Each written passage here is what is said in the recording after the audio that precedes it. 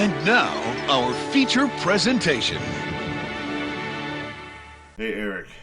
What's up? E3 happened, and I think we're all still alive. That's debatable. Very debatable. But we have a lot to go over, and I almost didn't do this because, right now I have a migraine that literally feels like Steve Rambo and Von Darkholm are swinging their magnum-sized cocks at my brain, and every hit, it just pulses. But I'm like, we gotta finish up. We gotta talk about games. Got some things to talk about. Yeah, it's been a very wild week. Yeah. So, okay, and also throwing this out there, you may hear a sniffer or two. I am not sick. My allergies are killing me, which is why there's the migraine. I get it really bad if the weather conditions are just right, and today's the day where the weather conditions are just right.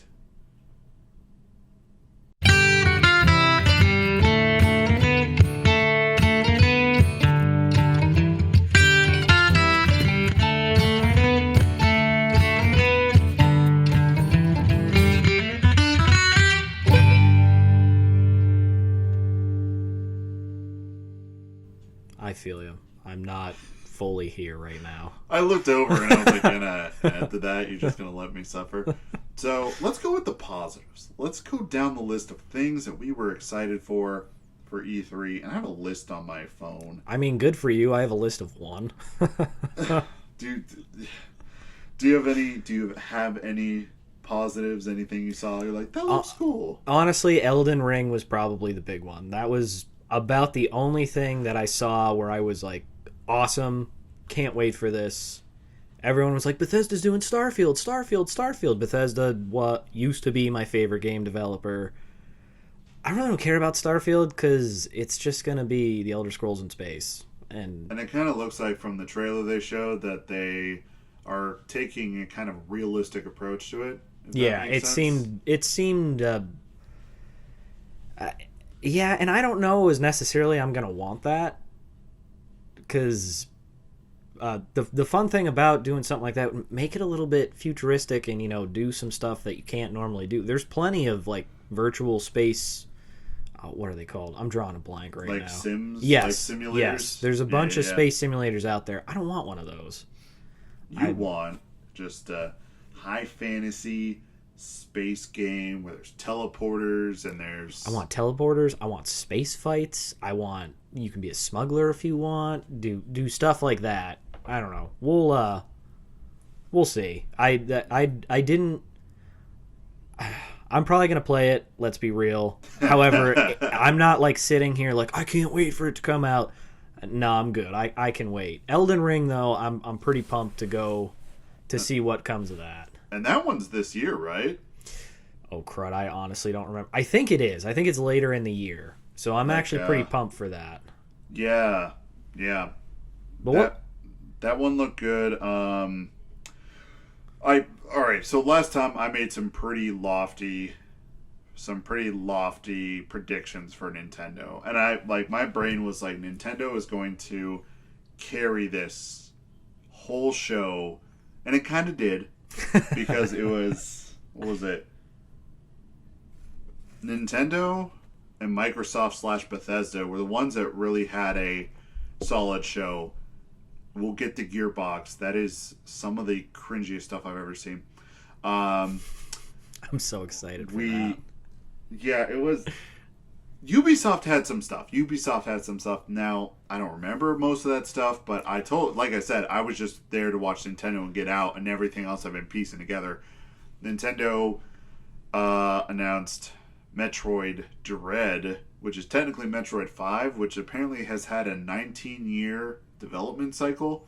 I've never played any of the Metroid games. Well, obviously with the name Metroid, and I don't like Metroidvanias, which is what it's called off. I could care less, but it was exciting, kind of like Elden Ring, to see the community get so hyped about it and get so excited about it. That was powerhouse game series before, and then it's been gone forever. Like I said, I never played it, but even I'm kind of excited for it. So yeah, and like the reaction of what I saw a lot of people like freak out about it, I was like, good for you, man. That's not for me, but good for you. There was WarioWare, a new one, which was like Get It Together. It's like a 2-player, can be 2-player WarioWare. There was like more notable stuff, and I'm like just blanking on it. well, that's because you're gonna see it everywhere. You don't have to worry about remembering the big games because those are the ones that are gonna get ad time everywhere.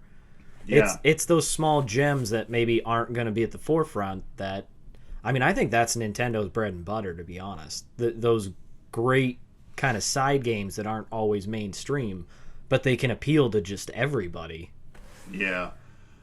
Okay, Breath of the Wild 2 got a little trailer. Dude, like, what's frustrating me is you can't find a list of what was announced at E3. Not a single list. But you can find all the stuff of like, oh, what's going to be announced? I'm like, it was a week ago. Yeah, everybody just does videos. Nobody wants to type that out. No one wants to read.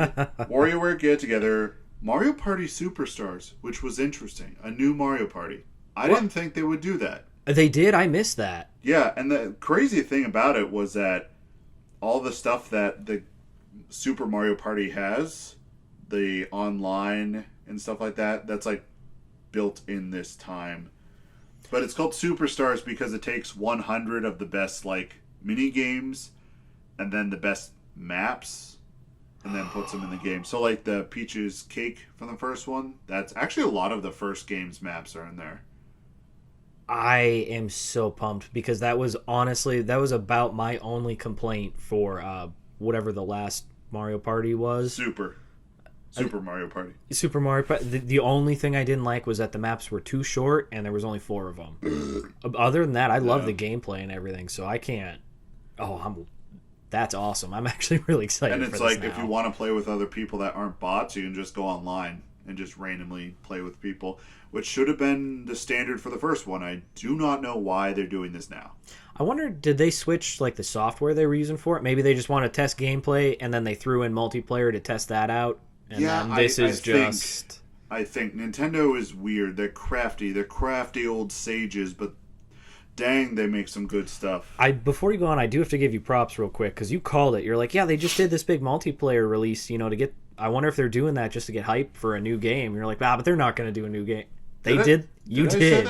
I remember in that you were just like, I wonder if this could just be, stirring up people talking about Mario Party. I wonder if they're doing that to announce it. And sure enough, I mean, if I did, awesome. My brain is Swiss cheese at this point, and like thoughts and memories just go in a hole and then out another, and I don't remember anything. Ow! I just hit my finger off the table. They did a remake of Advance Wars 1 and 2, which was a Game Boy game. Never played it, but. There was just a lot of collections of stuff. There's also Super Monkey Ball Banana Mania. What? Yeah, like, have you ever played Super Monkey Ball? I have not. That's why Okay.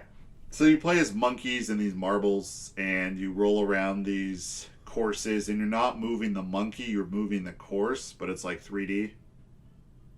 Huh. Okay. It has a huge following of, like, people who are loyal to it, and it's a collection, kind of a remake, remaster of the first 3 games.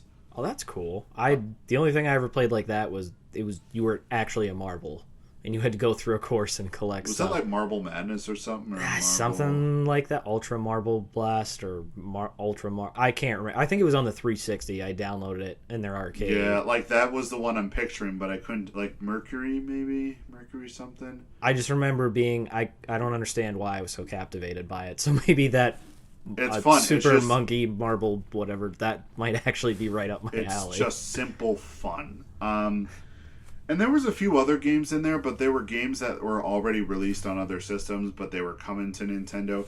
But that's what I like about their shows. After their showing, they literally just had a 5-hour stint of just gameplay for those games. Like after they showed the trailers, like you want to see a grown man play Super Monkey Ball? Yeah, come over to the treehouse and you're gonna watch a grown man play Super Monkey Ball. But that's the way to do it, because then get people hooked with the trailer and then let them watch the gameplay, see if it's for them. Yeah. I mean, if you're announcing all these games, chances are there's going to be some gameplay somewhere that you're going to want to do. I don't like all that other 5-second teaser trailer and now you got to wait 14 years for a game to come out. Oh my gosh, yeah, and there were a few of those too. I mean, those made their appearance, but yeah, I think that's what people want. This is humans in our society want three things in life. They want national health care, they want all to be treated equally, and they want some gameplay for their games.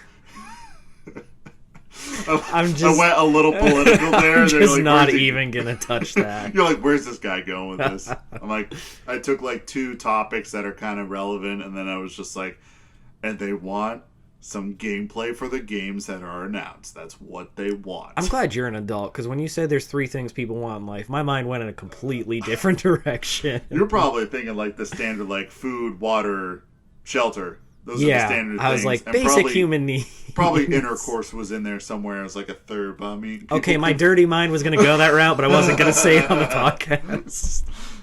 Yeah, it's very... Yeah, no, the last one, I'm like, you don't have to have that. I mean, you can function without it, but it's preferred that you enjoy that. But I mean, we have video games. Why do we need that? What is that? That's gross. That's Chad stuff. We're the alphas here. We're not Chads. We're alphas. I can't wait for this new Super Mario Party to come out. I'm also sorry if that hurt anybody's feelings. I take it back. As soon as I did it, I felt bad. Now I'm confident wheezing and gagging. It's mucus and I feel gross. I just don't feel good. So that was, you can always look up the stuff for Nintendo. You can always look up the stuff. Nintendo had a solid show. Microsoft, they showed off Halo Infinite and how like the multiplayer is going to be free to play, but the regular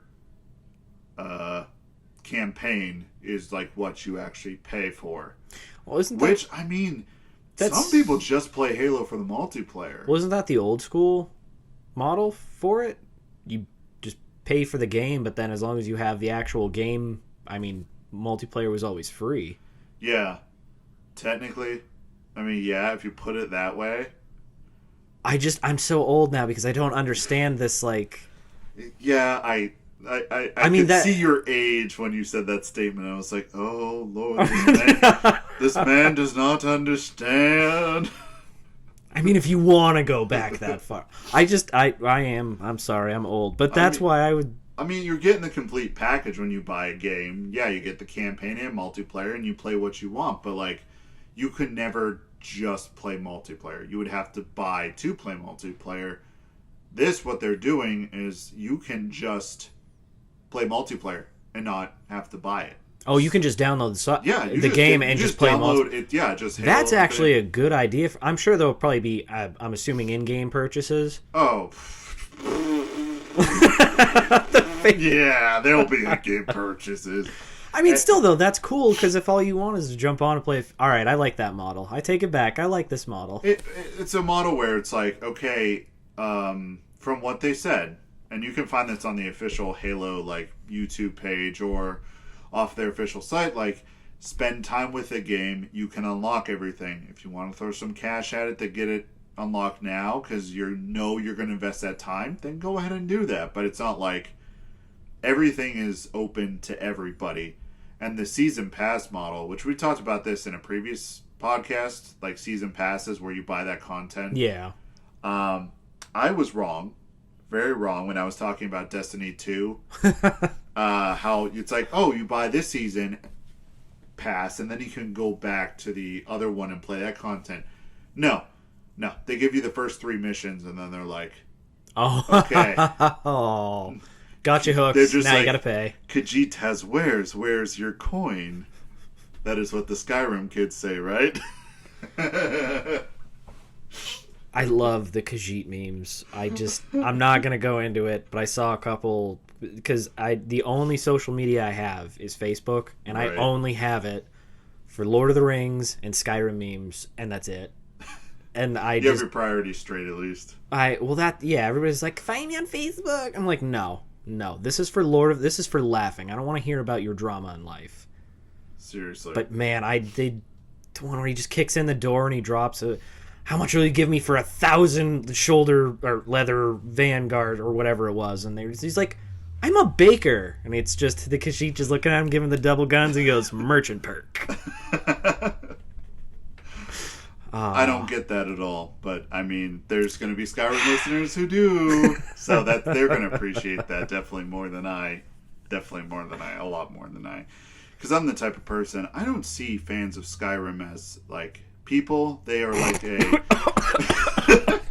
they're like a subhuman. Like, they're not human, they're subhuman. I mean, and I'm actually glad that there's a good chance it will be Xbox exclusive. It's like right after I say that, you hear gunshots. Just, I hope you know I'm joking about. Oh that. yeah, I know. I have to be sure I throw that out there. Like, everyone likes their own game. we've talked. Yeah, no, I can't believe. That's the other thing is, I mean, they haven't specifically said it, but Bethesda, Todd Howard, and them, they've already announced certain games going forward will be Xbox exclusive. They're going to try really hard to drive that the Xbox Game Pass. Yeah. Just pay and get all the games every month, which... You got to say, all the games they announced, out of all 30, 27 of them are Game Pass. I'm like, that's a deal. Like, don't get me wrong, it's a great model, and that's their hope, is to have, I think, instead of release a game, get a big chunk of change up front, they do this, they can have that steady revenue just all year long, dependable income, and that's why they want to do exclusives. And I hate it because it's probably going to work on me. I'm Bethesda has annoyed me and angered me so much, but I'm probably going to switch. I have a PS4 now. I was Xbox 360, loved it. Microsoft started getting very nickel and dime, so I bought a PS4. Now the sons of guns, I'm going to probably buy the Xbox One. And what happened was the current CEO, president of Microsoft at the time, like in the middle of the Xbox One's life, was replaced by the new guy. And the new guy is the one making all these changes, and everyone's like, oh, like, I actually like this. This is actually, rather consumer friendly instead of... Well, and that's the thing is, if you have a good, fair service, people are going to go to it. The only reason, I wanted to stay with Xbox the whole route. They had most of my favorite games, and then, I don't know, I didn't like how they were doing it, so I'm glad to see they're making these changes back. And if they stick with it, it kind of stinks, because if I buy the Xbox, I'm going to miss out on a couple great, PS5 exclusives, but... Are you really, though? Horizon, Forbidden West... Are you really, though? I don't like Horizon at all. I think it is overhyped. I come in this podcast, and I just show up with all these just hot takes that are not good for the podcast. Did you really not like... I know, I really thought you had said before you... I must be thinking of somebody else then. I thought that game was amazing. But... And there are a lot of elements that make it amazing. It's just... We've kind of talked about this before, where it's like, it has all the elements of something I like in a game like that, but I didn't like it, and the reason is because Breath of the Wild. So I finished playing Breath of the Wild, and I came off of that, and I played Horizon. In my brain, Breath of the Wild, there were all these mechanics. I could hop on any wall, any surface, and climb it. And then I go to Horizon, and they're like, nah, you can't climb that. But if you see a log with some yellow paint on it, then you can climb it. And I was like, You could still climb other stuff, couldn't you? Not that I remember. But then again, all right, I'll throw it out there. I only got 3 hours into the game. No, in between 3 and 5. So I got through the opening, and then I was able to run around and do stuff. Did you make it out of did you make it out of, like, that first area? Yes, yeah, okay. I did. But, like, once I started realizing, like, oh, I can't climb anything, Okay, no, you're right. I'm remembering now. This is like over-the-shoulder PS4 exclusive, which isn't bad, but I mean, another exclusive they're going to have is a Last of Us remaster. Okay, controversial opinion on my end. I don't like The Last of Us. I think it's garbage. I played it. Now, to be fair, I thought the story was cool. I thought the world was cool. I always love, apocalyptic zombie worlds. I absolutely love them. Yeah. The gameplay got way too boring. Yes. And everybody's like, but the story. And I'm like, I agree. I can put up with repetitive gameplay. I didn't think the gameplay was good enough or fun enough to account for the fact that it was the same thing over and over and over. And it was just in a different place. Exactly. Like, all they did was change the environment. I'm glad something a hot take, we can agree on that. The Last of Us and The Last of Us Part 2, both of them very overrated. Which they have good stories. I will agree with that. It has a good story, but literally, I can watch a YouTube cut of it where just all the cutscenes. It feels more like a movie than a game, and that's where I think it kind of lost me, because I was like, I'd kind of forget I was playing the game, which you would think 99% of the time that's what you want. You want to get engrossed in the game. Yeah. Mine was just because I zoned out and started thinking about other things. Yeah. Yeah, and when you're engrossed, you want to be in there. Yeah, I didn't forget I was playing a game because I was so into the game. It's because I was got bored and was thinking about maybe I should go do a chore or something. Yeah, maybe I should go be an adult. Yeah, if they just made it a movie, that's great. But then it started to push away from the zombies and be more about killing people, and I'm like, I was here to kill zombies. I don't mind. I think they announced the next one, Dying Light. The first Dying Light, they had an element of that where you had to go around and certain people. Oh yeah, but that one was more zombies. That was more focused on zombies. Oh, there was definitely more it was just humans were around. You could find groups of them. I think it was a long time ago. I think a couple missions dealt with the humans, but the majority of it was zombies, and I thought that element of it was cool. But like you're saying, I think there was entire sections of that game dedicated to just you're fighting people, and I'm like, yeah, yeah. I'm glad we got on this rabbit trail because I know I'm like, man, you hate The Last of Us. You're good people.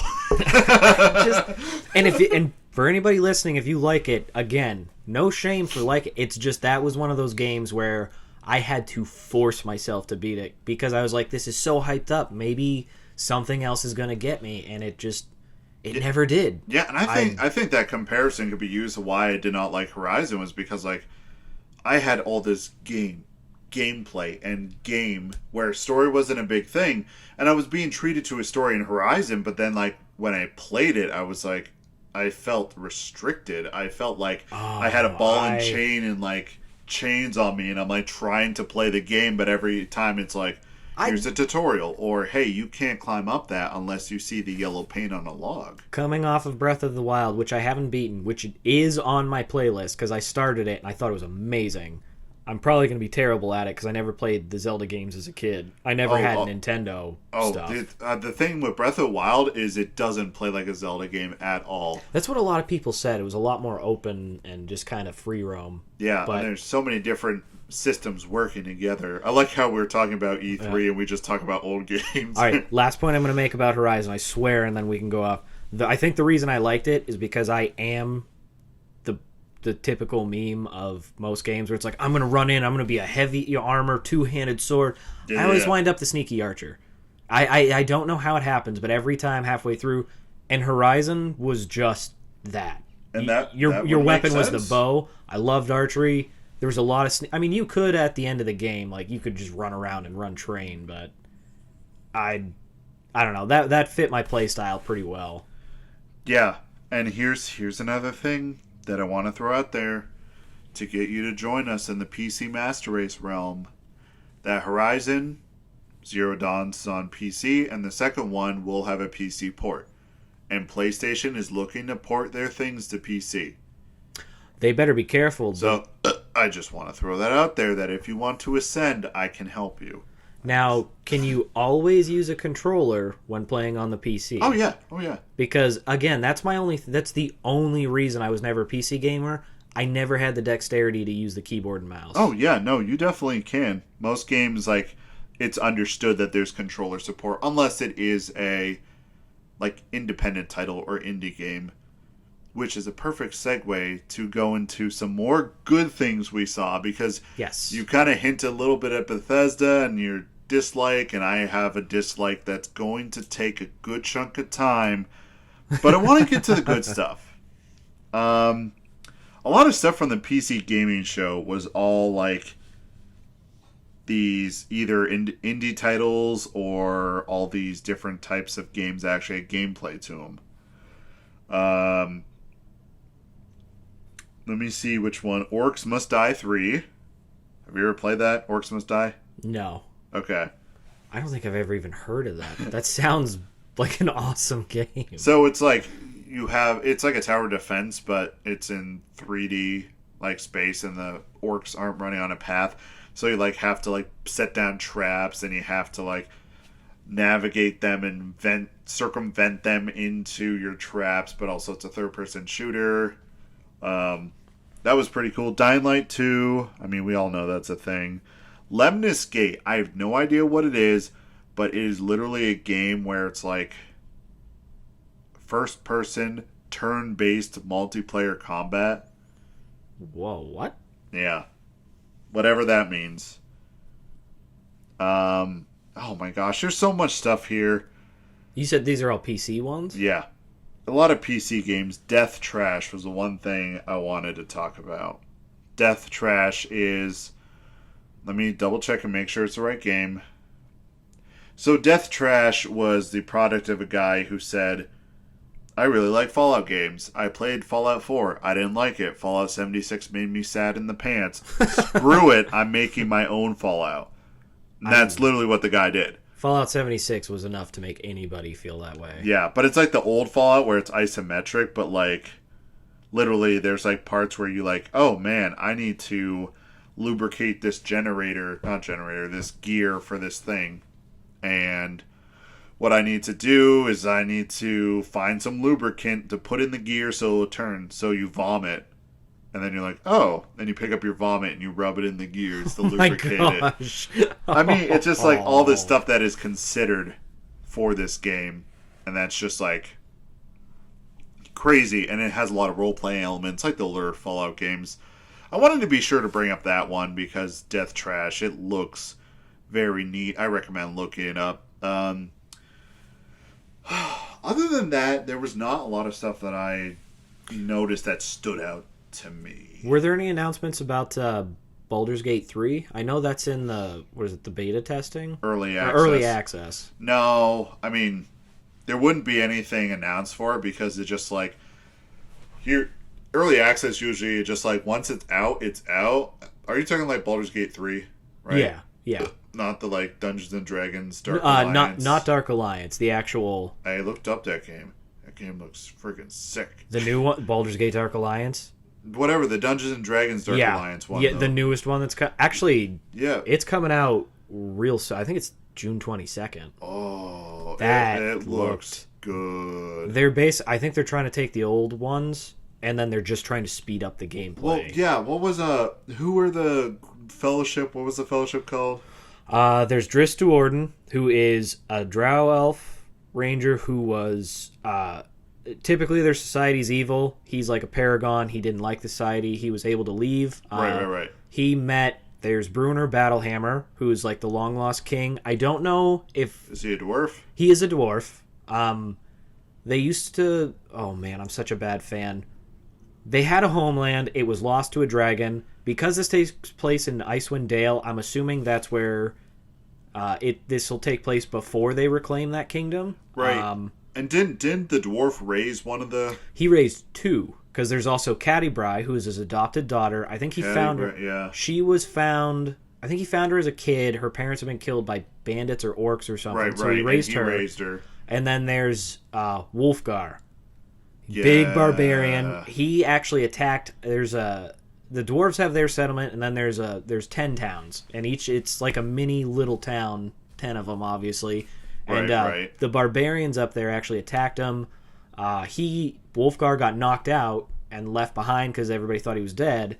So Bruner found him and then raised him up too. He's like you know, you don't have to be a bloodthirsty barbarian.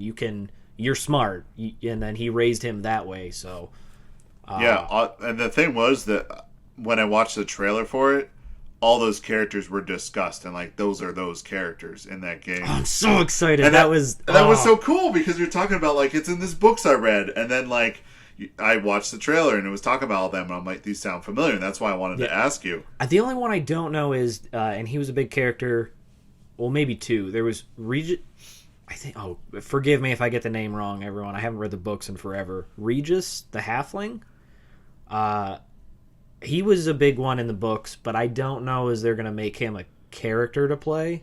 And then there was another big... He doesn't come into the story until way later, but Artemis Entreri. He's like an assassin. He's basically Drist, but evil, and he's a human. Right. And it's just crazy because Drist, I mean, obviously he's an elf. He lives hundreds of years. I don't think he's super old, but he's been alive a lot longer than Artemis, but they're the same skill level, kind of. And it's just... It was a very... I love how they made it just like this long-running feud, and they both like hated each other but had to respect the fact that the only difference between them was like a knife's edge life choice kind of thing. So, I don't know. I'm super excited for this game. Yeah, no, it's awesome that you're so excited about it. I literally just looked through my bag here because I was terrified I lost my phone. It's sitting right there. I'm staring at it. I saw you looking through. I was like, oh no, did he lose something? No, my brain is just going. It's going. Oh my gosh, I apologize. It's Friday. Yeah, and if you hear me shuffling around in the bag, that's what's. I'm like, oh my gosh, I forgot my phone. But I was trying to redirect us back to the topic, and that's when I wanted to find my phone because I was going to tie it into what you're talking about, and then all this. That happened, and my brain's just. My apologies, guys. I just like to ramble when I get on a certain topic. It was PC games, correct? Yeah, PC games. Man, you were like, oh, you heard anything about Baldur's Gate 3? And I'm like, it's already out. And I think I was talking about whenever early access game is out, that doesn't really like. The only next announcement you'll get is when it releases. Like, you could go back and, like, I could re-download it now. And the only reason I took it off my computer, I have the save files, but I took it off because it's so big. Yeah, I imagine. And I played through it, and I was like, okay, you know, I'm not going to play this until it comes out completely. And then, like, you know, there's been updates, there's been chapters added, and some quests, and some acts. But other than that... But until the actual full release, there's really not much to... Yeah, because then you're like playing up to a certain point, and then you're just kind of like, I just want the game, you know, I just want to play it. So I would rather take myself away from it. I think that was the main of the positive stuff. I just wanted to bring up the PC stuff and talk about Death Trash, which check it out if you're an indie fan. I'm just making sure we cover everything before I start getting on my soapbox. And I promise this isn't going to be too much of a railroad. For one more positive thing, your friend's game, what was it, Dusk? Was there any news on that? I mean, it's already out, but you're right. Okay, good thing you brought that up. During the PC show, their studio, New Blood Studio, well, the studio that picked his game up, whatever you want to say, they had a huge section in there and showed off all their games, which is great because... There's a game that they have which is called Unfortunate Spacemen, which I love. Oh my God. Not enough people know about it. Everyone's like, oh, Among Us, this is the greatest game ever of social deception. Still haven't played it. Dude, don't. It ain't worth it. It ain't worth it. Like, I volunteer some time with some, like, teenagers during the week, and they're like, Among Us. So I put on my phone. It's fun for a while, but it's too basic, right? Mm-hmm. It's created so everyone can play it, which is fantastic, but at the same time, like, there's no reason to play it on your own. Unfortunate Spacemen, there's, like, all these different mechanics, there's perks, the costumes are great, all of it is, like, making fun of, or, like, not even making fun of, maybe even paying homage to, like, all the, like, sci-fi 80s movies and stuff like that. Oh, nice. Yeah, I'm glad it had its own little spotlight. I appreciate you bringing that up, because I told you about it before we started, and then I completely forgot. The thing I'm trying to do is I want to be sure we cover all the positives of E3 and everything related to that, because I feel like once we get into the negatives, we're not coming back. Probably not. Like, you even got to it a little bit with your thoughts on Bethesda.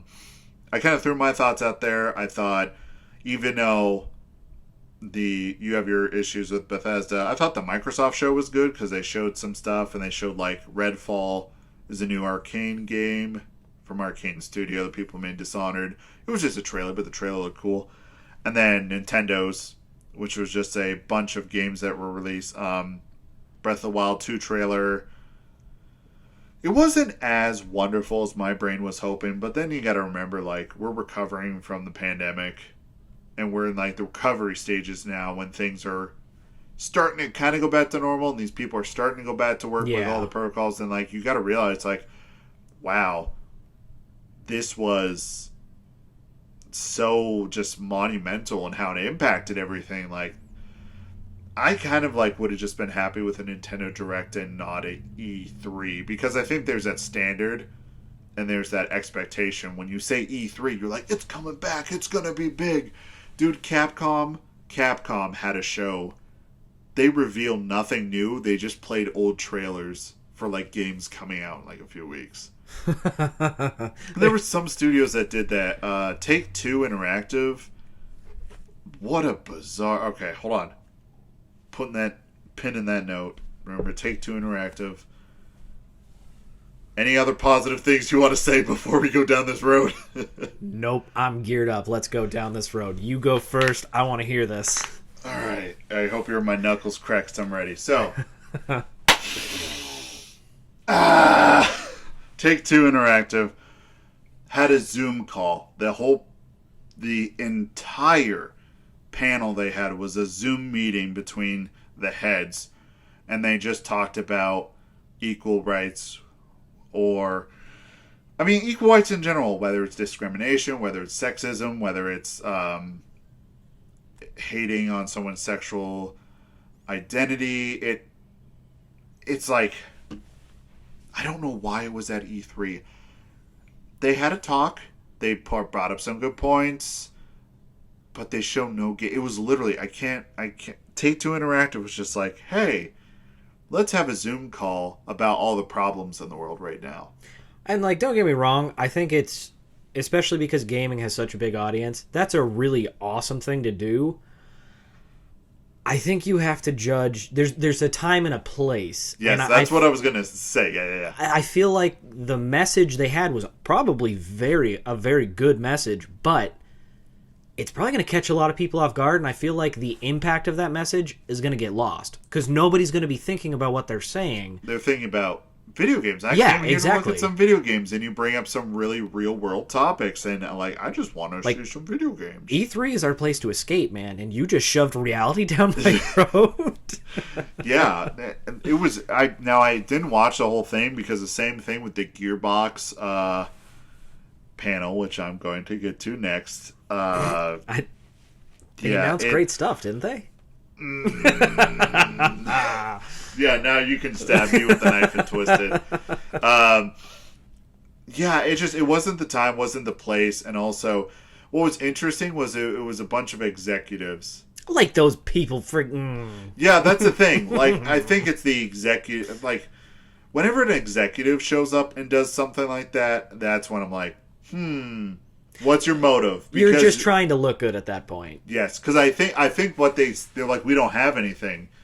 And I think it's okay not to show up. Like, you didn't have to. A lot of studios didn't, and they're just like, we're showing up this year. Or just show up and be like, hey guys, we got stuff in the line. Like, unfortunately we don't, our business was impacted. We don't have anything, but, stay tuned. I think people would respond to that too. Yeah. Like I said, that video, I didn't watch the whole thing. I watched a little bit of it, but it is very negatively reviewed on YouTube. Like, there's a like and dislike. There's a lot of dislikes on that. I'm not surprised. Which is sad because it's a very good thing to do. But come on, guys, judge your audience and judge the situation. Put it out separately. Put it out as your own independent thing. I bet people would probably love that, and it would be good to use your platform for it. And like you said, it's like what they said. I mean, a lot of points they're making is like valid and it's understandable. It's a good they're saying it, but like, why here? In my brain, especially how a lot of the event went, where there was a lot of ads shoved in between games, especially for the PC show. This was the negative of it, where it was like, did you like that game? Well, here is the new Intel 3069 core processor that can put some shaders on. It comes with a full figures. AI to study your every movement. Yeah, and it's just like in between a lot of the stuff was like you're sitting there watching a trailer and all of a sudden it's just like, man, do you like Pentium processors? I don't even know what a Pentium processor is, but you could slap that thing on your computer. Whoosh, and like and it's just talking about it, and I'm like sitting there watching. I'm like, I was just watching like a trailer for like this one thing, and now I'm being sold a product. Yeah, like I said, when executives and like higher ups, CEOs, when they show up and start spouting that stuff, there's a reason behind it. Yeah, because we all know CEOs are pretty heartless people. It's proven a lot of CEOs and presidents of companies and stuff like that, they are sociopaths. That, yeah, like, I read that study. Like, yeah, they studied it, and they're like, they're all sociopaths. But apparently it's like you have to be. You have to be able to separate and just say, no, this is the goal. It has to be met. Because, and I don't care who I step on to get there. Yeah, because it's like, well, if we don't do this, we don't have a business. So, I mean, that's kind of cool, but at the same time, kind of terrifying that those are the people that run the world. You heard it here first, folks, that Eric supports sociopaths and what they do to people in our society. Well, you're the CEO. I'm the president of the company. So I'm clearly going to be the sociopath. Awesome. I'm so insane, I'd try to shove this podcast down my coworkers' throats. None of them are our target audience. None of them. And it has not stopped me once. And you're just like, hey, I'm part of a podcast. You might want to listen to that. Speaking of soulless CEOs, let's talk about Gearbox. Yes! I was waiting for Pitchford, my favorite guy on the planet. Yeah, wow. Wow. Wowie woo wow. Spoiler alert, we're never going to get Gearbox to sponsor this podcast after this. No, never. I would never take it. I would. You guys can sponsor me. You're like, I'm the shill. I'll take it. I think last time I talked a little bit about how greasy the man is, and this is going to go into the whole Borderlands discussion. So right now, I have the talking stick. I'm holding on to it until I'm done and I put it down. It's only 68 degrees out. It feels warmer than that. We are in a small, cramped room. No, it's going off of my computer that, Oh, for outside? Yeah, for outside. That can't be right. It was definitely warmer. Yeah. Maybe the humidity's high. Anyways. I think I'm delaying the inevitable. Like, as soon as I get this out, like, all right, when we've started, I'm like, Eric, please bring in the, like, rug shampooer, the Kleenex, and the lube, because I'm going to get my nut out on this. It needs to get out. There is an atrocity, and there is just a terrible thing being committed, and I have to say it. We're going to segue into this real quick. I want everyone to know how I got a text from Brandon earlier today where he's just like, we're recording today. I have to get this off my chest. So with that, let's go. Gearbox. Why are they... Gearbox had a show. I didn't know they had a show. No idea. So with the show, they were on the set for the Borderlands movie. I had no idea they were making a movie. I think it's a bad call. From a human being who has the Vault symbol and Handsome Jack tattooed on his arm, I don't think it's a good idea. And when I told you about it, when we were setting up, you were like, they should have done that right after 2. I'm like, yeah. I think Borderlands 3 turned off too many fans. Historically, video game movies don't really take off. Oh my gosh, no. There's been a couple that have been okay and have, the hardcore following, but I mean... And the thing is, the only good video game movies was Detective Pikachu and Sonic the Hedgehog, and those are aimed at kids. So if I'm going to say Resident Evil. Now, granted, those were all B-list movies, but they had a great following. If tell me you don't like the first... We're going to get back to Gearbox, but if you tell me you don't like at least the first 2 Resident Evil movies... The first 2 were okay. They were campy. Well, they were B-list, kind of. Okay, all right. Anything after that, if you were to think those were cinematic masterpieces, then... Oh, hell no. Okay. Whew. I loved the first two. I will admit I even liked the third one because I thought I understood what they were trying to do. But yeah, the rest of them were garbage, but they were still great to watch. But back to Gearbox. Borderlands movie. What? No, go ahead. Your show. I just had... So moving on from that, Randy Pitchford, the slimy guy, and the reason I don't like him is because he is a sociopath. He's the CEO of the company. Notable events was for Alien Colonial Marines. That was a game that they were told to put together by Sega. They went ahead and hired another company without telling them, so they could use all the funding Sega gave to them for Colonial Marines to put in the Borderlands 2. So the thing, and there was like a while there was this big like lawsuit and figuring out, and obviously it got figured out in some degree. I don't know 100%, but what stinks is the game that I absolutely adore is like this tainted sins of the father child. That's one instance. The other instance is that during COVID and after Borderlands, was Borderlands 3 released during COVID? It was like a year or two ago. Let me look, because something happened around COVID time. Borderlands 3 release date. Here we go. Okay, so the release date was September 2019. Oh, so it was right before. It was right before all the poop hit the fan. And after the game the game did well, but we'll get into that. All the employees were expecting a bonus. Because if they, usually in big game companies like that, they're like, if it performs over this number, everyone gets a bonus. I think that's fair. Yeah. Well, because of COVID, they were like, there's no bonuses this year. And they're like, excuse me? And they're like, well, if you don't like it, you can quit. On record, that is what was said in the boardroom. If you don't like it, you can quit. And this was in the middle of COVID when it was really bad. So when people needed money the most... And then, all right. And games were probably overperforming because people were stuck at home. Yeah. And they were like, we can't afford to do a bonus for you. Sorry. That sucks, kid. And then... Hey, Randy Pitchford. I'm going to let him finish, but I got some words for you. And I mean, it wasn't just him, but he's the face of the company. So he's going to take the flag, yeah. He still sucks. During the winter, like, Texas had a winter this year. Did you know that? Yes. We're going to save that for if we want to go in depth on that. I want to talk about that. During that winter apocalypse that they had, which was crazy because I have friends who live in Texas during it, and they're like, I came here so there wouldn't be snow. What is going on?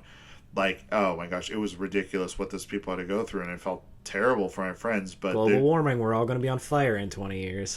Fingers crossed, man. All the presidents and CEOs of Gearbox were like, oh man, this is terrible. We need to take a vacation to the Caribbean. So all the higher ups went and took a vacation to the Caribbeans. Are they located in Texas? Is Gearbox located in Texas or? Yeah, I believe so. Oh. And they all just hopped on a plane and went somewhere warm. Oh, all I'm picturing is the old school, like Halo 2, how you could crouch and teabag people. I'm imagining all their faces as just doing that to their employees. Yeah. Oh, hey, your roof fell in? Yeah, we're going to take your bonus that we didn't give you. And we're going to on emergency vacation. And I'm pretty sure that's what they label as emergency vacation. Now, I'll throw it out there. Maybe my sources are not completely correct. I may be missing a few details from what I have heard and what I have been able to dig up. This is what I have kind of put together and simplified for the podcast. I could be completely wrong.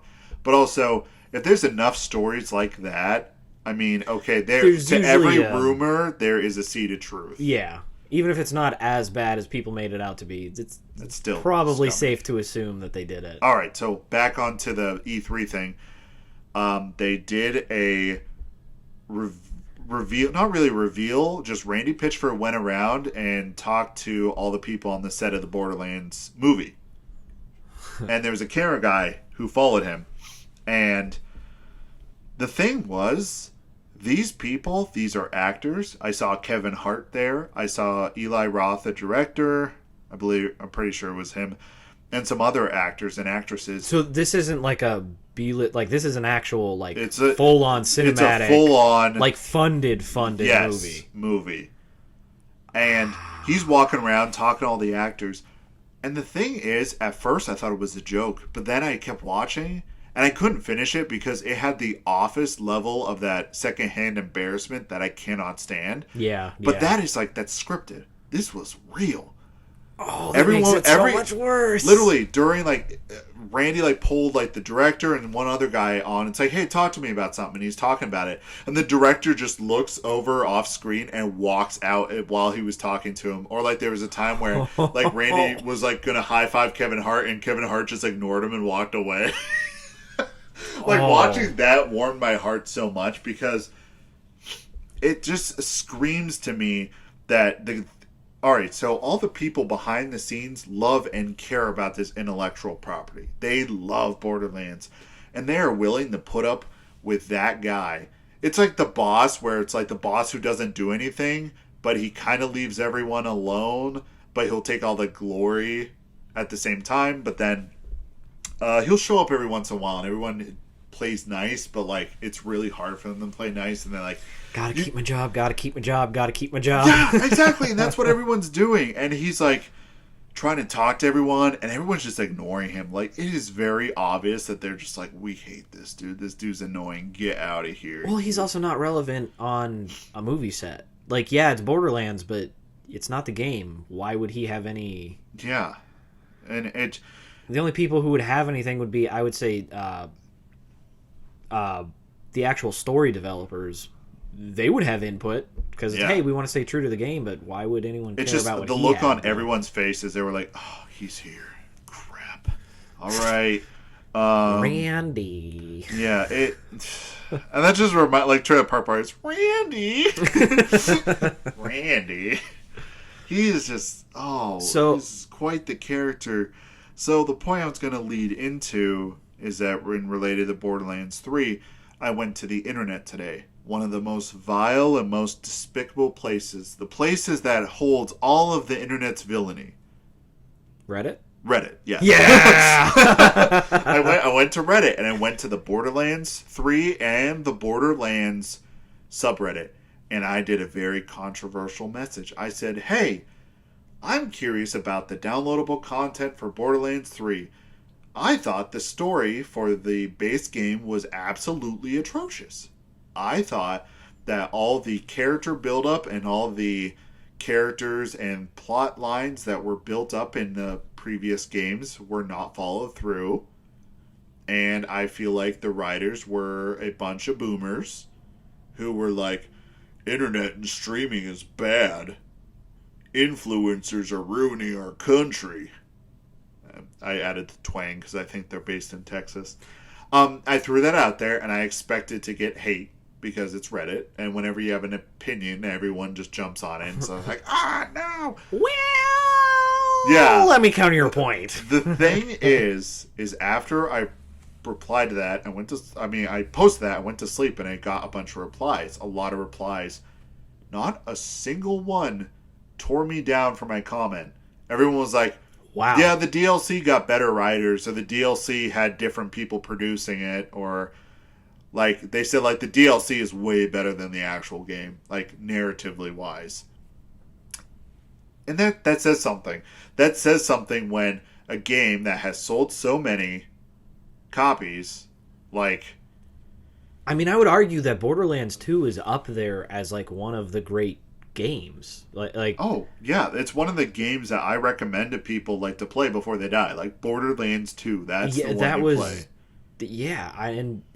And the thing was, they proved that you could take a looter shooter, which Borderlands 1 kind of started, and then all the other games that came out that haven't been able to succeed. Mm-hmm.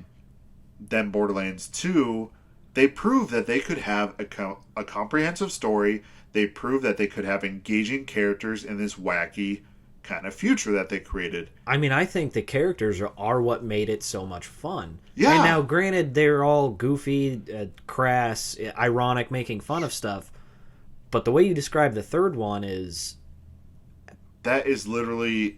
Yeah, it's just... you can... The thing to take away is because the two main villains are brother and sister, and it was super interesting because the brother is one of the only male sirens. Sirens are only female, except for him. I was going to say, they yeah, did that's... nothing with that. They were just like, yep, these are the two bad guys. And then they just kind of proceeded to just do whatever. The story was so there was like no stakes, even though they set up stakes, and then plot lines weren't. And I think everyone bought it, and even I bought it. I bought the $230 collector's edition.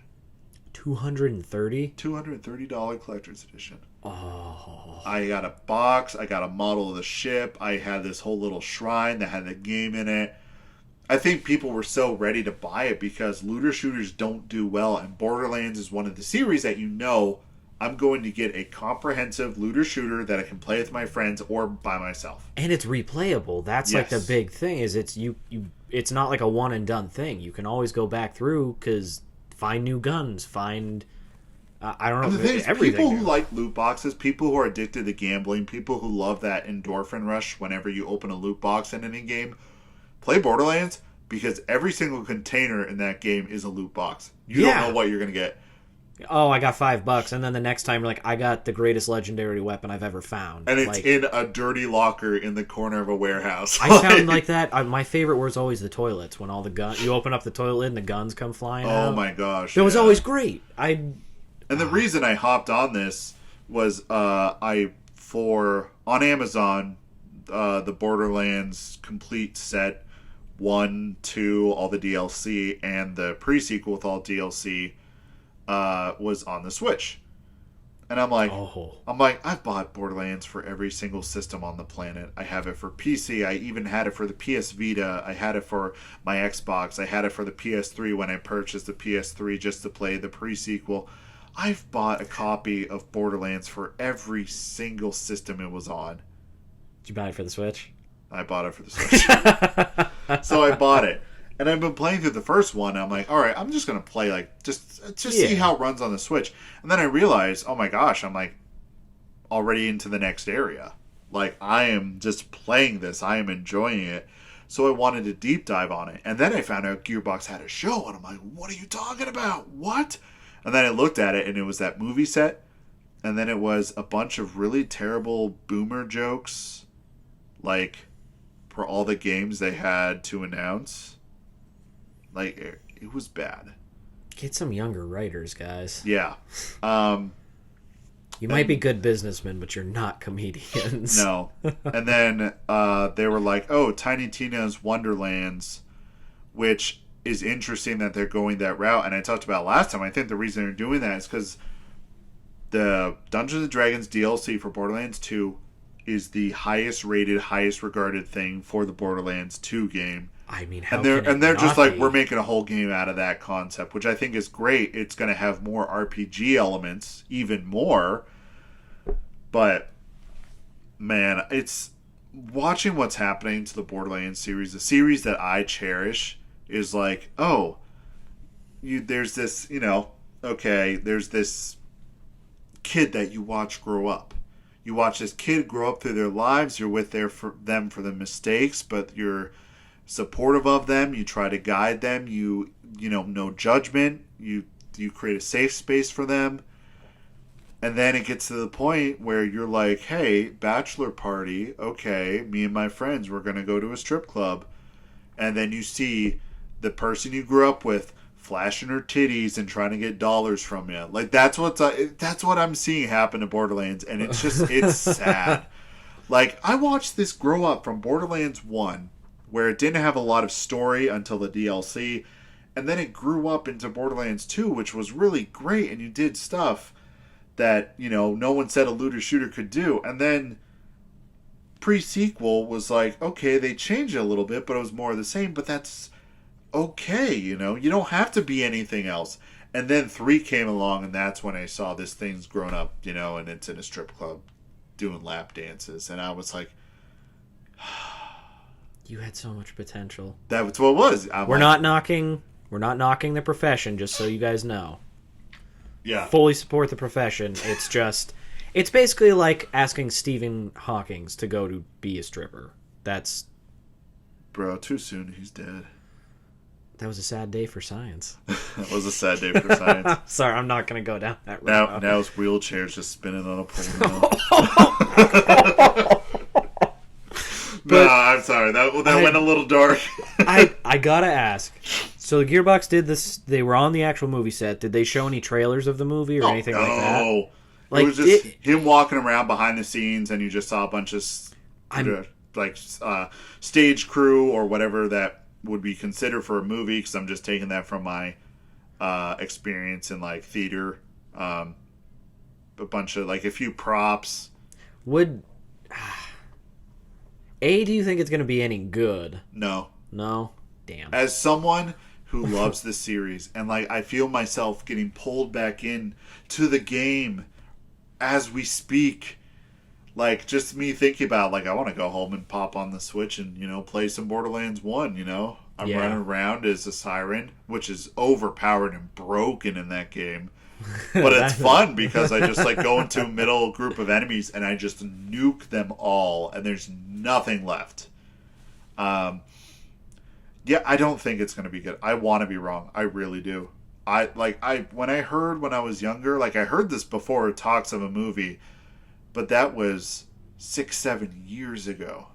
I was 20 when they were like, we're going to do a movie. I'm 28. I have to apply for AARP. I'm going to be dead soon, Eric. You don't understand. And I'm going to see this movie come out, and it is going to be the equivalent of like the Monster Hunter movie. Have you seen that?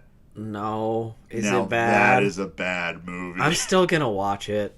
I love Mila Jovovich. She only gets those roles because her husband is the director.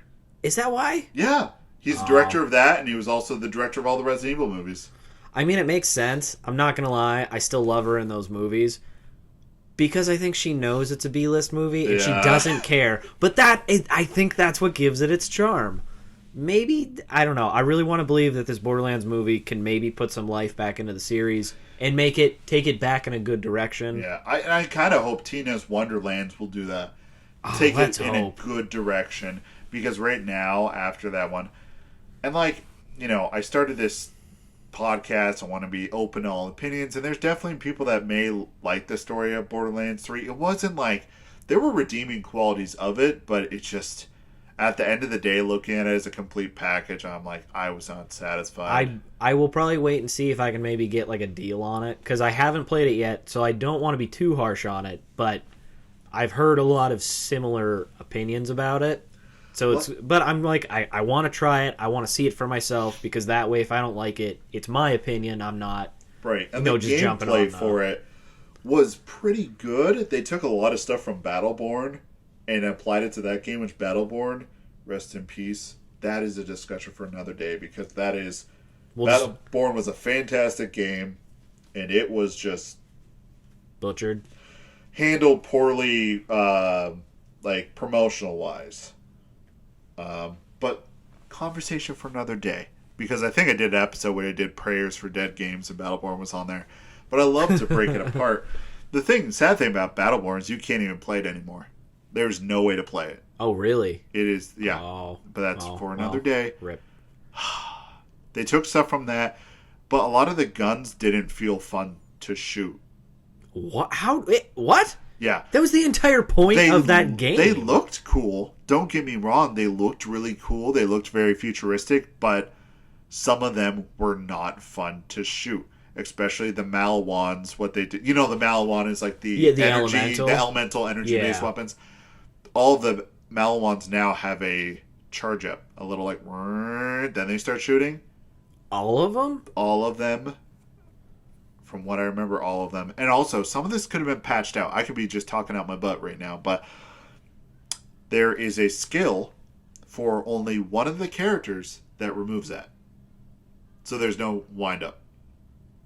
And I'm like, how is that a skill? It's a gun. It's going to function independent yeah, of that. no, there's a skill for, I think, I don't even remember her, and I don't remember her name. That's how much I don't care about them. The characters, the classes.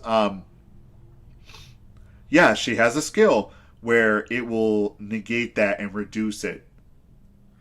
And I'm like, if you had to put that in a game for that kind of... Don't you think that people might not like that? Like, don't get me wrong. There are games, if it's like a minigun style gun, there's going to be a wind-up. But if it's like a sniper rifle or a pistol or something, I mean, you want it for quick draw. Yeah. That's the pistol aspect. And it's... Yeah. And in Borderlands 1, I'm playing Soldier, so I'm playing as Roland right now. And he has a skill that increases a shotgun's range and also decreases its spread. Oh, cool. But that isn't like inherently changing the gun. That's just a skill that says, okay, I'm going to use shotguns and I'm going to be able to use them really well. Yeah. I'm at the point where I have a shotgun now that it's a sniper rifle.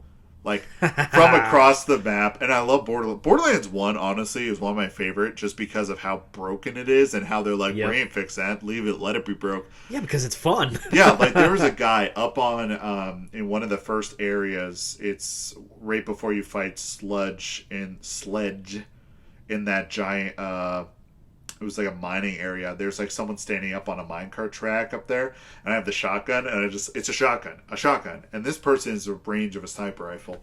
So I just point up there and I shoot, and it's a boom, the guy's dead, and I'm like, oh, I have unlocked a path. And that's to understand, like, and if someone were playing as a different class and picked up a shotgun, it would still function as a shotgun. I just, with my skills, I turned my shotgun into a sniper rifle. Like in the third one, with that skill, to get rid of a bad effect on a gun, I need to put points into... And it's also only that one character. It's not like it's a skill across all the classes. Yeah. So that's... I don't know. That's... I guess I can kind of see what they were trying to do. Yeah. But, yeah, and like you... Hopefully maybe they patch it out, but... Yeah, and there's supposed to be a director's cut coming out of the game where it's like, instead of adding more characters... Which also I don't like because I love the characters. Like the characters and their classes, like, oh, I get to play as this character, but it's going to be a different class too. They kind of, instead of adding more characters, they just added more skill trees and more abilities to the 4 characters. Which isn't terrible, but Moe's has about as much personality as a cinder block with a vagina on it. You're just looking at me, it's like, what are you talking about? She's this character. It's like this military person. There's no character. It's just there's nothing behind it. That was why I thought the pre-sequel had one of my favorite characters ever in a video game. I apologize again. I can't remember his name. Was it Wilhelm, the cyborg guy? Yeah, Wilhelm. Yeah. Yeah, and you could upgrade your skills, but it actually changed him as a character, like the extendo fist when you punch, the bionic legs. I have always been a huge fan of like futuristic stuff. I'm like, go cyborg. You have the robotics. Go cyborg. And I thought that was crazy cool that you could be that and get those upgrades as you played. Yeah, it's... He also had one of the best lines ever when Handsome Jack blows all the employees out into the space lock because he's like, somebody betrayed me. I don't know who. And he just kills them all. They're like, did you see him do that? And he's just like, yeah, it was awesome. And you're just like, yes. And I just specifically remember pre-sequel, his backstory. You know, everyone had a pre-sequel. When you start up the game, everyone literally had a like kind of voice box thing in there. Oh yeah, to give them that you could just give you the thing. Literally, just his was like, Handsome Jack was like, "Hey, you want to make some money?" He's like, "Yeah, sure." And that was it. That was it. But that was all we needed, especially for a character like him, who was just a mercenary and just wanted money. He didn't need a backstory. He was just like, yeah, I'll take some money. Yeah, sure, whatever. Yeah, I thought that was hilarious because that's probably how it would go down. Oh, so I nutted. It's done. My Borderlands is out. I got to start cleaning up with the shampoo is in here, right? Yeah, there it is. Yeah. I got to clean myself with these Kleenex. And I took over a big chunk of that time. But I got to the point, I was just disappointed. I am disappointed to see a series that I grew up with that got me through a lot of tough times I hate to see it turn into this thing that I don't recognize. So now it's your turn. I'm going to start cleaning up. I'm not going to lie. I think I'm going to shock everybody by keeping this short. I mean, Bethesda obviously got acquired, or ZeniMax, I should say, got acquired by Microsoft. They all but said all of their big games are going to be Xbox exclusive. I mean, they didn't specifically say it. They're like, well, we're going to have some, that are cross-platform, but Starfield, this huge endeavor that they've been pushing for the past couple of years, they've been hinting at all of it. Yeah. They're like, Xbox, it might be on PC. I can't remember exactly. The thing is, if it's on Xbox, there's a good chance it'll be on PC. That was in the article I read. It's because Xbox, it's technically Microsoft. Technically, it's a PC that's just turned into a console. Well, that's the thing is because the Xbox is just the user interface, the software that runs it. A lot of it is very similar to the PC, so it's super easy to port. Well, I shouldn't. Yeah, literally on the easier. laptop, I could bring up the Xbox interface right now. It's like built into it. Yeah, that's why. But it's. I'm going to look at it. Yeah, but they all but just said, they're like, Starfield, this massive thing that's coming out and everybody's great, it's Xbox exclusive. And then they said flat out, they're like, we're going to try to really push this Game Pass stuff like we said before, and it's... I mean, they had all my Elder Scrolls. Everybody knows I'm an Elder Scrolls fan. I've been waiting 10 years for it, and it's still probably 2, 3, 4 years away. My friend's playing Minecraft right now. Literally, like I said, I can bring it up on my computer, and it connects to it, and I can see just what my friend's playing right now. And Microsoft is going to make bank off of that, because they have Xbox, they have PC, and you can do both. Do you know how much they purchased Bethesda for? It was like $15 billion. It was 7.5 billion. Okay, you got the number better than I did. I just kind of threw a number out there, but I knew there was $1 billion in it. Yeah, 7.5 billion. Do you know what I would do with 7.5 billion? I would be such a bad individual if I had $7 billion. This is what I would do. Are you kidding me? I'd only need $1 billion. I would purchase a garbage apartment. I would live in it, and I would literally every meal Taco Bell until I exploded.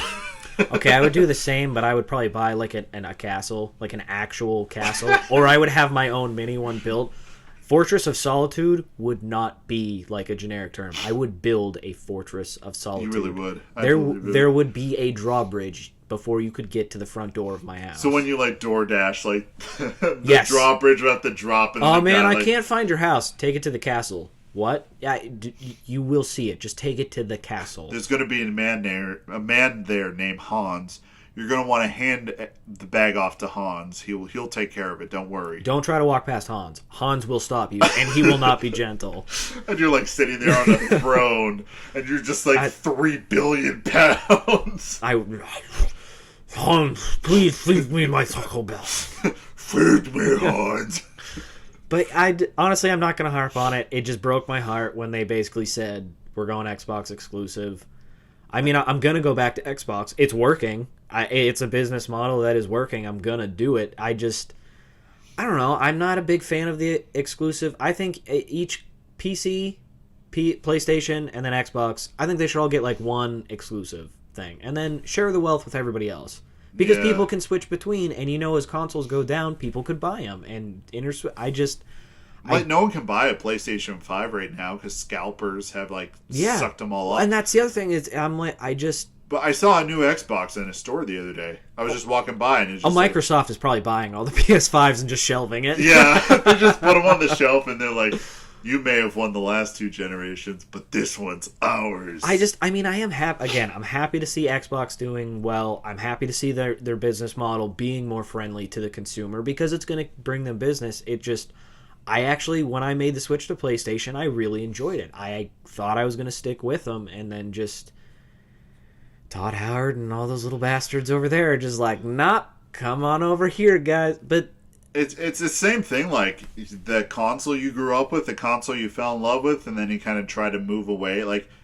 I see it changing. And I had the original Xbox, loved it. Had the 360, I still to this day love it. It's set up downstairs for me to play. The 360 is a console, I don't think, 360, if you were to set all of those consoles in front of me, you'd be pick one. 360. 360. Every time. It had a powerhouse game, and then they were like, okay, no backwards compatibility, and you're like, well, you just took away all of my time and effort, like, and I don't like the direction your company's going, so I made it PS5, and now it's just like PlayStation's kind of going a weird route, and they flip-flop. They really do. They do. And I feel like this is like the Illuminati being in charge of this, where it's like Xbox is going to do bad this year, PlayStation will do good. It almost feels like that. But then, like, the next time, you're just like, now it's going to be Xbox turn, and then PlayStation will and be here's bad the thing, guys. I think because Xbox is dominating now, PlayStation still has the hardware. I think the console and the controllers and everything still beats Xbox every time. Yeah. But their business model, or however they got it set up, maybe it was quarantine and they're like, they couldn't find the stuff to make it. Whatever it was, I think they're gonna fix that for the next in like 10 years when the next ones come out. But anyway, I had this dread when I read that article, and they're just like, yeah, it's gonna be Xbox exclusive. I was like, no. And it's like the Darth Vader thing from Star Wars, like, no. I looked like that at work, just doing the slow turn with my arms. No, but I mean, I'm gonna switch back. It's gonna be a while. I mean, money wise, we have so much other stuff we need to do, and I have a huge backlog of games to play. There's a bunch of games I want to get for the Switch, and explore that route too. Because the Switch, I mean, I'm not gonna lie, the Switch might be, if they ported over just a couple more of my game, like my favorite games, I'd probably go Switch exclusive. That's where I'm at. I love that. It is literally just Switch and my PC, and like, I was hesitant about how Borderlands would run on it, but it runs great. Well, the Switch is new enough, and those games are old enough. I'm not surprised that they were able to just kind of streamline it on there. But yeah. I'll give up. Elder Scrolls 6 is, I don't know, probably 30 frickin' years away. And if they keep going this route, it's going to be a crap game. Dude, we're going to be in nursing homes, and we're literally going to be having, like, nurses, like, change our catheters and our pee and poop bags. And then they'll be like, Elder Scrolls, what number is it? 8? 6? Whatever. Elder Scrolls 6 is going to be released. And you're like, yes!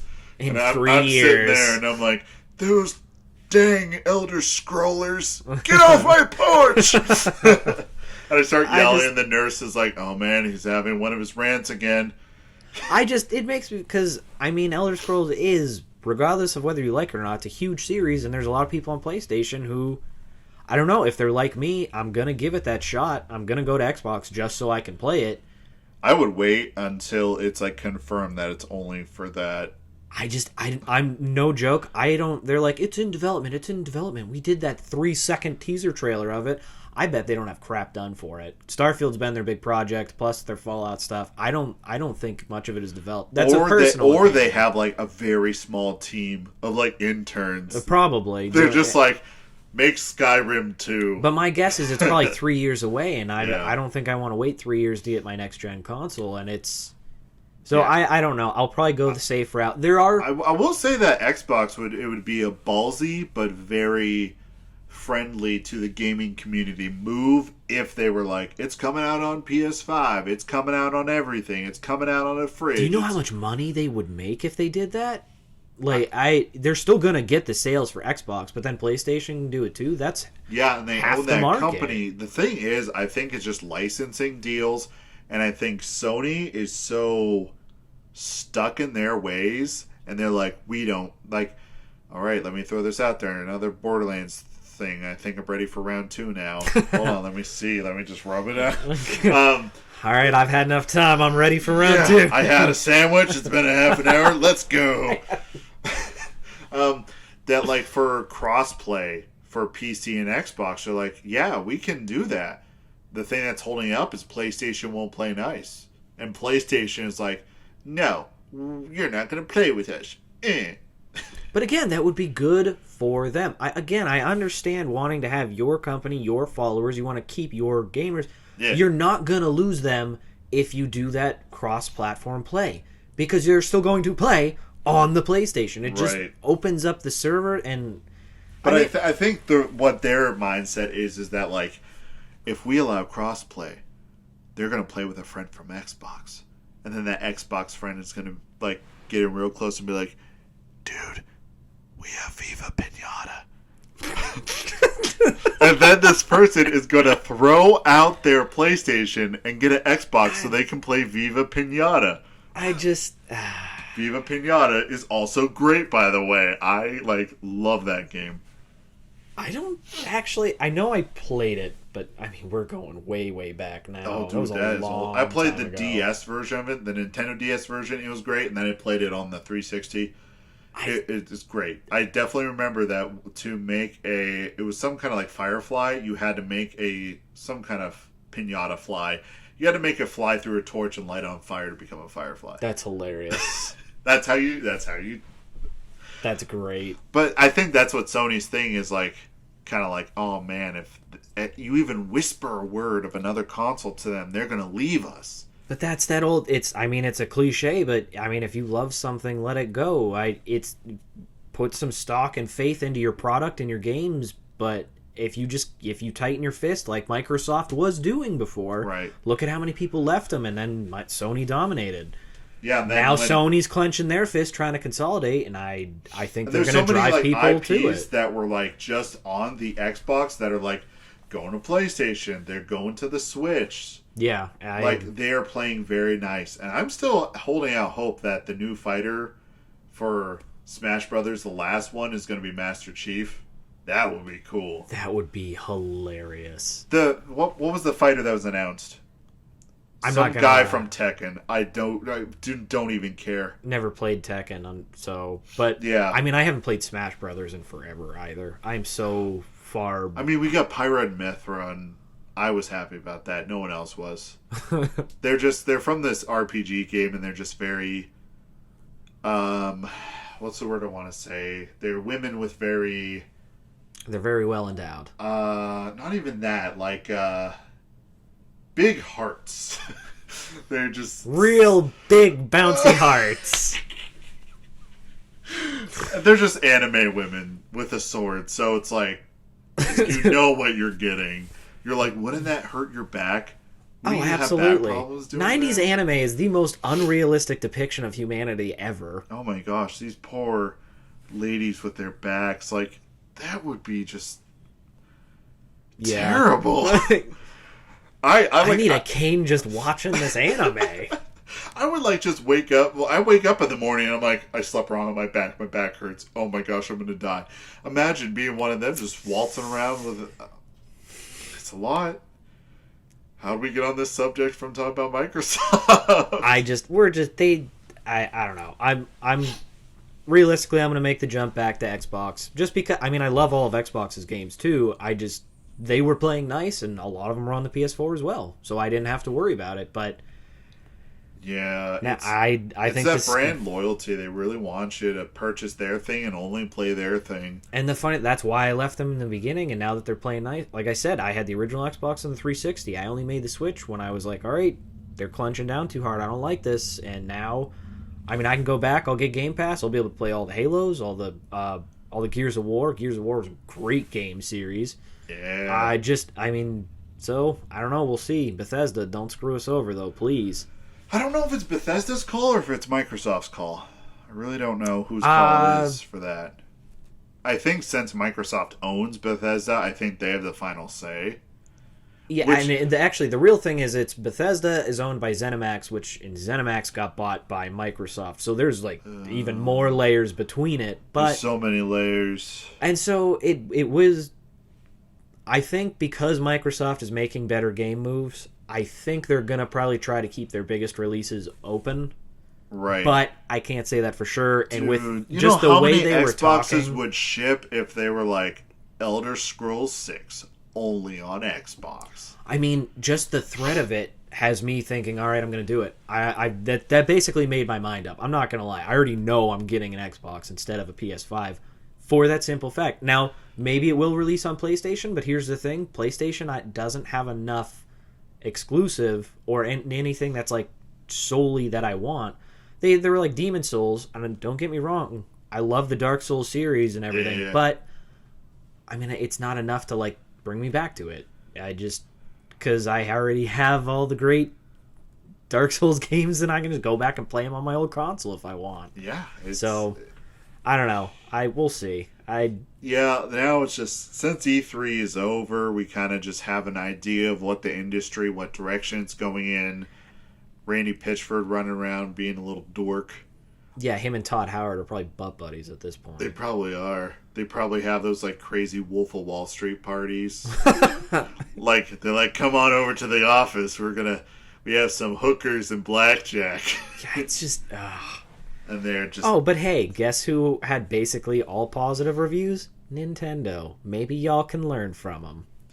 Yeah, I know Nintendo's strict and people don't like that, but like, Nintendo makes quality stuff. And I can't complain. And then it appeals to everybody, and it's like consistently good. My gosh, I forgot to talk about the one thing from Nintendo. The Mario Golf game. Like, I'm dead serious. You know what's really funny? Is because I'm an old man now, and I've started somewhat golfing a little bit, I'm kind of excited about that. Because there's the new golf mode where it's like, I forget what it's called, but alright, you hit your ball, and then you have to run to your ball. And everyone else is running like after their ball, and they can like punch you, they can throw stuff at you to knock you over. But that's a great dynamic to it. That's awesome! I mean, look at there's so many like racing games and stuff where you have that, and they're just going to put it in golf. That's great. Yeah. That's an ingenious idea. Like, I was watching the play, you know, the whatever they call it, treehouse thing, where they show all the gameplay, and they're just like, they hit it, and then just like everyone bum rushes their ball, but like, oh, my ball's near Mario's ball, and then like Waluigi like trips Mario and like punches him, and that's great. And it's that surged into my mind at that moment. It was like, you can't stop. And I was like, yes, I need to talk about this. Well, that's good. We brought it back to a positive. Yeah, went back to a positive. Also, this has been a solid episode. So I have a last question for you, totally related to E3, which was, you have a background in like, kind of like understanding the human spine and the human body. Well, a little bit, yeah. It's been a while, but I do have I can say I have some professional training in that regard, yes. Right, in that regard, like involving like, you know, like almost like not chiropractic, but like, you know, you have an idea of it. Human anatomy, yeah. Okay. So you understand that a chiropractor like will like adjust your back with that little thing that go all the way up your spine, right? Yeah. So, how do I put this? I saw a video recently, and I was very curious, and I'm like, this is going to have to be a topic and a question I asked for you. I don't even know if topic. But it's related to E3, definitely. Is there a way you can align your spine or align your pelvis through the taint? Through the taint? Through the taint. The fleshy fun bridge, the frenulum. I'm gonna have to go with no. Okay, because I saw a video recently, and it was there was a video portion to another podcast I listened to, but I was watching on YouTube just because I had it on the computer. I'm like, I'll just watch it. It was the Forehead Fables, which is literally junk food. Like, that podcast has nothing substantial, but I always listen to them because they end up talking about the grossest stuff or just all the million different ways they like to pleasure themselves. And there was this video they showed on there where there was this like weightlifting guy, and he had some like person work on I'm just thinking the video now, like his back, and was like, you know, putting it into place and like stretching out his body, and he could lift his arm really high, and like, well, I could never lift my arm this high. But right before all that started, I think it was a TikTok maybe, so it was real quick. He was laying face down on a bed, and there was just a man with like a railroad spike on his taint, and there was a hammer, and he's just going tink, tink, tink. But it was like 2 seconds, and then the video continued. And I was sitting there, and like the guy even said, I think his name is Poob, P-O-O-B. He's a little goblin, and he like was like explaining this, and he was like We gonna talk about that? I mean, that's modern science is crazy, so maybe, but I mean, that's just a very kind of like fleshy muscle area. I don't see as how that would have any like skeletal. I mean, maybe maybe line the pelvis, maybe, or the like... force would transfer it, but I mean, the pelvis is more. It wasn't there. Maybe it was in his butthole. Maybe he was just pounding a railroad spike in his man's butt.